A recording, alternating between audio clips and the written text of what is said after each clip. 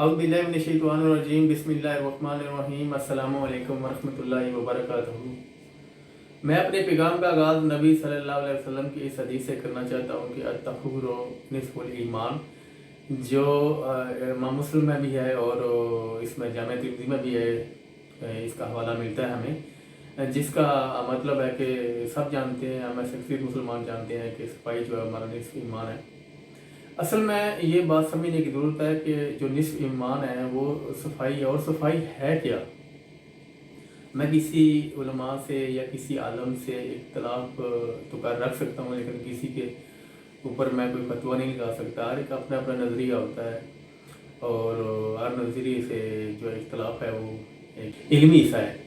तो इसलिए यह है कि कोई भी इख्तलाफ कर सकता है, मुझसे भी आप इख्तलाफ कर सकते हैं, मेरे नज़रिए से इख्तलाफ कर सकते हैं, हो सकता हो मेरा नज़रिया गलत हो, लेकिन जो मुझे समझ आई है इस नज़रिए के मुताबिक जो सफाई है जिसका तल्लक है निस्फ ईमान से, और निस्फ ईमान और जो बाकी जो निस्फ ईमान है वो हमारा अमल है।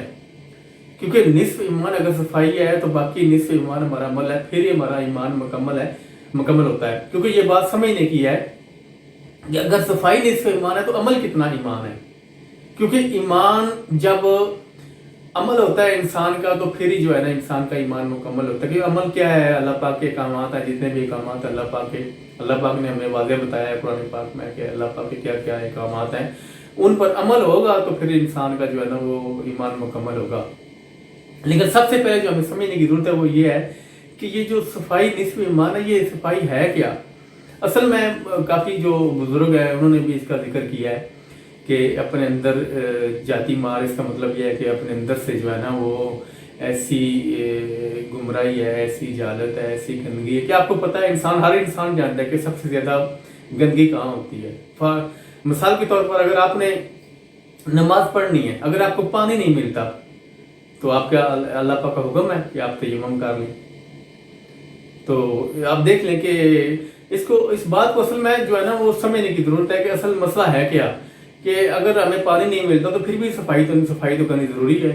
नमाज के लिए हम जो है सजदा करना है अल्लाह पाक को, उसके लिए अगर आपको पानी नहीं मिला तो आप ये है कि आप उसके लिए तयम्मुम कर सकते हैं। लेकिन असल में जो मुझे बात समझ आई है ना वो असल में जो है वो सफाई जो है ना वो अपनी इस माइंड के अंदर से है, इंसान के अंदर से है, जहाँ सबसे ज़्यादा इंसान को पता है कि सबसे ज़्यादा जो है ना हमारी गलतियाँ या गंदगी कहाँ होती है। मुझे इस मौके पर वो कासिम शाह साहब की बात याद आई। वो कहते हैं कि अगर बेटे को बाप की नींद का पता चल जाए तो वो बाप का जनाजा ना पड़े। इसलिए सबसे ज़्यादा जो गंदगी होती है वो हमारे जहनों में होती है, वो हमारे अंदर होती है। जो इस मुआशरे में जहाँ हम जो है ना किसी के खिलाफ बात सोचते हैं या अमल करते हैं या अमल करना होता है, उस चीज़ को ख़त्म करके हम फिर ही जो है ना अल्लाह पाक के आगे झुक सकते हैं, सजदा कर सकते हैं, यानी कि अमल कर सकते हैं। क्योंकि सबसे ज़्यादा जो है ना वो गंदगी तो इंसान के जहनों में होती है।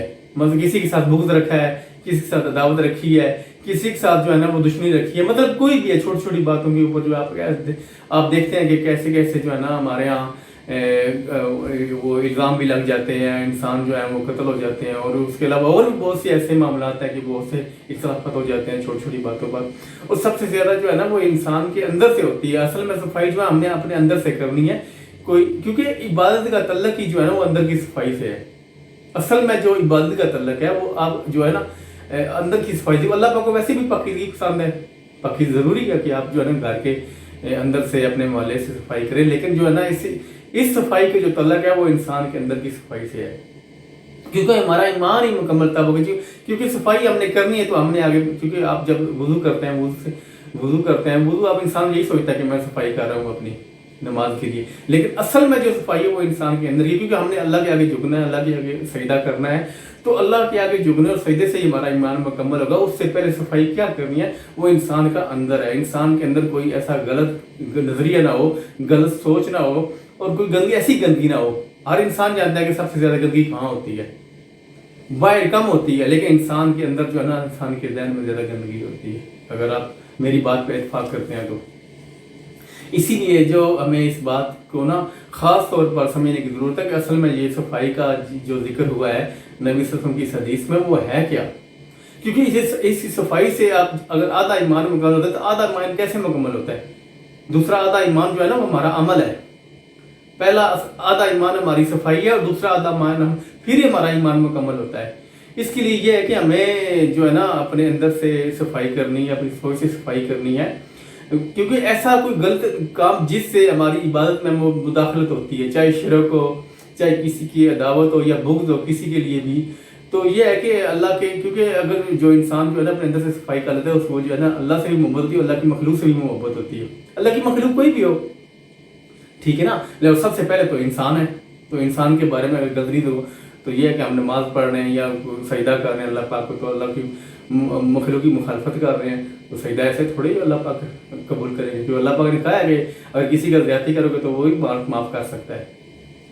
तो इसके लिए ये है कि हमें जो है ना पहले सोचना चाहिए, समझना चाहिए कि असल में जो ये बयान हुआ है हदीस में, इसका असल मकसद क्या है, सफाई किसके लिए कहाँ से करनी है। बुल्ले शाह साहब बाफरीद वो भी जो है ना इसी मौजू पर बात करते और अपनी शायरी में करते हुए चले गए कि ये है ना असल अपने अंदर से सफाई करनी है। कि हमने अपने अंदर से सफाई कैसे करनी है ये हर इंसान जानता है, और इसकी जो है ना अहकामात, इसका जो है ना ये तरबियत तालीम जो हमें कुरान भी देता है कि अपने अंदर से सफाई कैसे करनी है। इसलिए ये है कि हमें जो है ना वो सोचना चाहिए, और क्योंकि अगर इंसान का ईमान मुकम्मल होता है तो उसके अंदर जो है ना वो मुकम्मल पाकीज़गी आ जाती है और इंसान जो है अल्लाह पाक की बेहतरीन तरीके से इबादत करता है।